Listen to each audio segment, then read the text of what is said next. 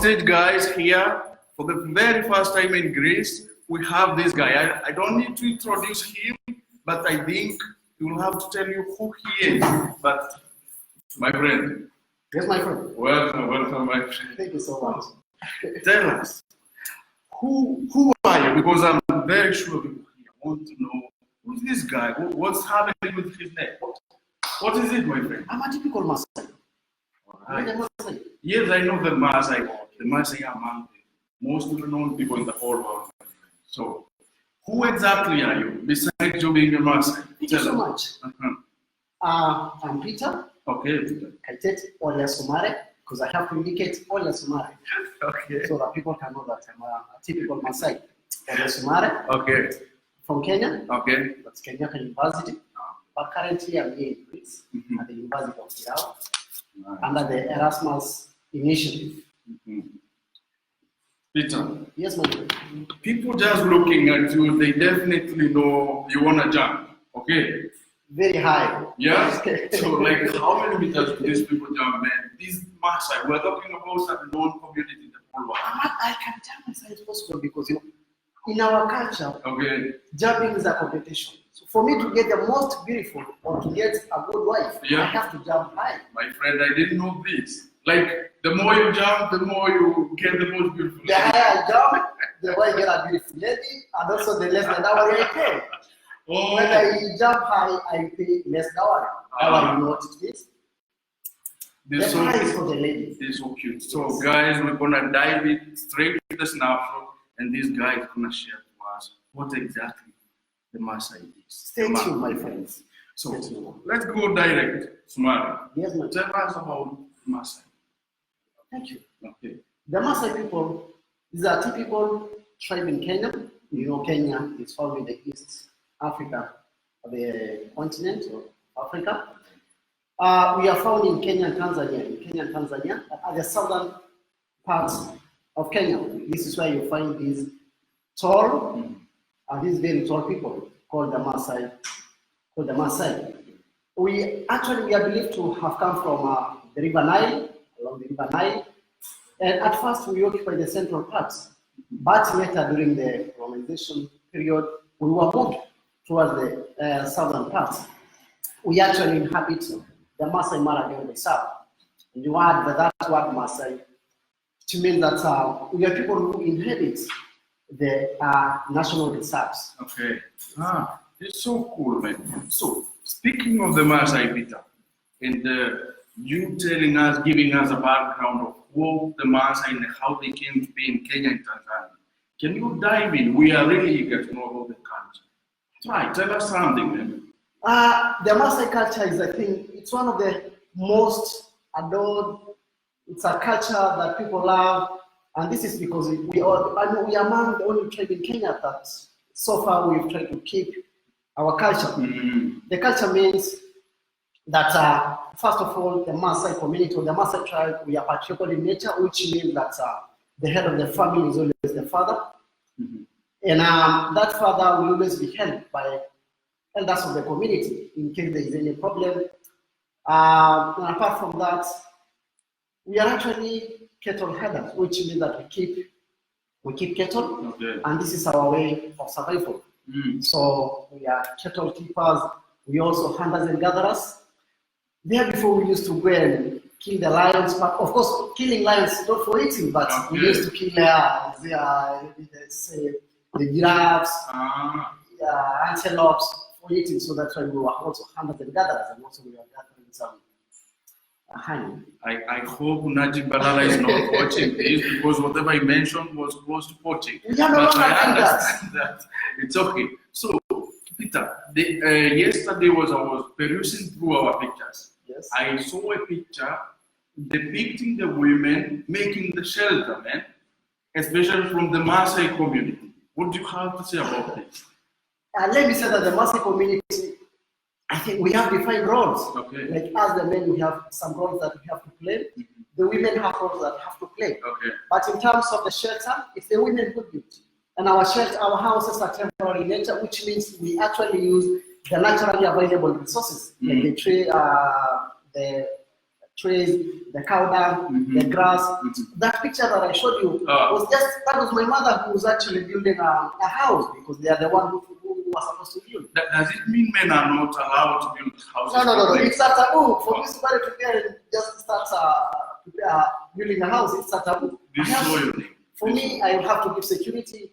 I'm the breadwinner. Okay. So we have defined roles in the community. So guys, don't be shocked because women in Africa, they're very strong for that case. So talking of women and looking at the role of women in religion, you understand? Yes. So can you tell us how did the Maasai take the issue of religion? Religion, the Maasai, we believe that there is God, Okay. and we call our God Enkai. We believe that this God is just above the clouds, and mostly it's a daily routine that we pray. But we hold big ceremonies to make offerings and sacrifices in time when there's a lot of drought, when the drought is so much. When also we see there's some happenings in the community that are not good. And especially these are being made, the prayers are being made by their wives or by the women, but also the men are the ones to give that sacrifice in terms of actually slaughtering the biggest bull in that community. And the most, the cow that you see, it has very special with big colors. Okay. So that talking of the dates, it is so common that the African society or most of the African communities, they used to have their own god. And for you, it was Enkai. Yes. So what of today? What the Maasai, do they still believe in this deity? Yes, we still believe in our traditional God, Okay. Enkai. Okay. But at the moment, yeah, we are actually also starting going to the church, Okay. but not that much. We still believe in our God. So we are monotheistic in nature, which means we only trust in that one God. Mm. Yeah. Later on, Peter, you talked about the Ma community being the nomadics. Okay, so tell us, talk to us about something close to clothing and diet, since you're nomad. Oh, in terms of the diet, the Maasai, Okay. we actually utilize our cows because we are herders, and most of our food comes from the cows. Okay. That is the meat, the blood, the milk. So, I'm even missing my blood. Okay, I see. Yes. So interesting, guys. They don't mean literally taking blood, but it's true they take blood from the cows.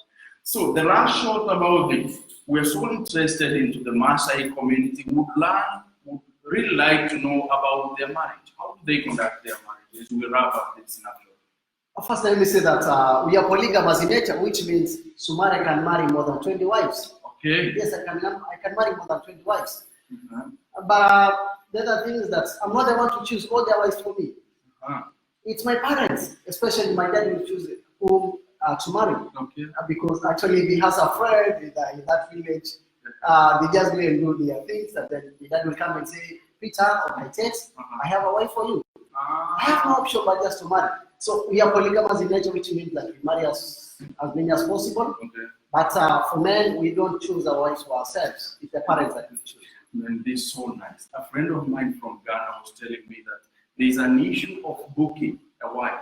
You can book a girl when she's too young, okay. And does it happen in your area? Like a father booking for his son to marry? It happened, let me tell you, my friend. Even as early as even before a girl is born, Okay. a family can go to their friends and they book as much as early as that. Okay. So, for me, yes, I have a wife, but I have not yet married her. But my parents booked when I think I was 8 years old or even less than 10 years old. They went and booked. So you're booked. I'm just here waiting You're for that. You're booked. Yes, sir. So guys, you heard it from his mouth. He is booked right now as we speak. He's booked, and we're gonna dive into some questions. So keep them coming. And I can see there from Christopher. He's asking, is there any chance that the Ma community will stop being nomadic? At the moment, I don't think there's any chance because that's our way of living. We actually depend on cows for us to live. So to live that, it's a way of life. So living it, I think it will take some more years. Alex is asking, how high can you jump? I can really tell the high backs. Okay. If we can jump, I tell you I can jump as high as possible because I'm used to that because it's a jumping competition. Yeah, so the higher you jump, the lesser the lower you pay, and also the more chances of you meeting a very beautiful wife.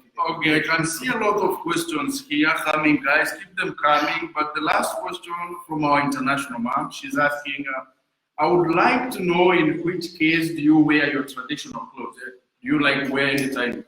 It's a way of living. Okay. It's every day. I put on every day especially when I'm at home. Okay. I put them every day. But for the decorations, okay, we always do so many decorations during ceremonies like the initiation ceremony, that's the circumcision ceremony, during a wedding. So that's when we actually have to decorate ourselves. Okay. But putting on like this, it's my way of living. I do it every day. My friend, that was so sensational. I guess we have a lot of commonalities between the Maasai, the Kamba, and the Kikuyu. Sure. So, guys, that was all about the African snapshot when it comes to the Maasai. And we're going to head through to the next level. But before that, Kongole, my friend. Thank you, my friend. So maybe you're going to want to tell your booked wife something. Last sentence, man. Talk to them. Yeah, I sure like it's just to appreciate this opportunity. I know there are friends who are watching, and we say thank you. I sure Lem. Thank you so much. Thank you.